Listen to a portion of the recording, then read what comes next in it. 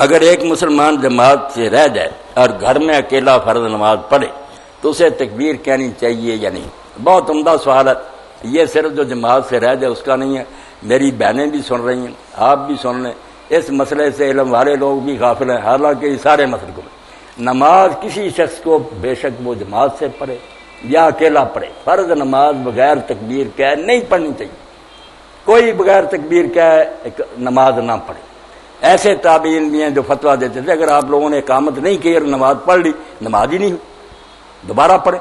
اقامت ضرور کہنی ہے، اور اذان بھی اگر کہہ دیں تو بہت اچھی بات، اونچی آواز سے کہنے کی ضرورت نہیں، اذان کے کلمے کہہ لیں، دعا کر لیں، بعد میں اقامت کہیں۔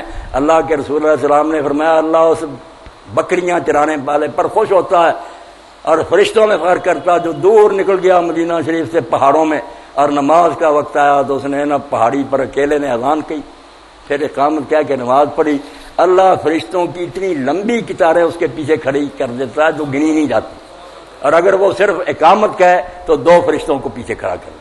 اب ام المومنین عائشہ صدیقہ رضی اللہ عنہا کا پڑھیں، وہ فرماتی ہے ہم عورتیں بھی اذان کہتی تھیں، ہم عورتیں بھی تکبیر کہہ کے نماز پڑھتی، مگر یہ سنت مٹ گئی۔ بڑے بڑے عالموں سے جب میں نے ذکر حیران ہوئے، میں نے کہا نکالو فقہ کی کتابیں، وہاں نہیں لکھا کہ ایک آدمی تنہا بھی نماز پڑھے تو اقامت کیا کر پڑھے۔ آپ بھی حیران ہوئے کہ گم ہو گیا یہ مسئلہ۔ تو ہر شخص جو ہے نا اگر جماعت ملے تو ایک کی تکبیر ہی سب کے لیے کافی، اگر رہ گئے بدقسمتی سے آپ اقامت پوری کہیں، انشاءاللہ 2 فرشتے تو پیچھے کھڑے ہو جائیں گے۔ جی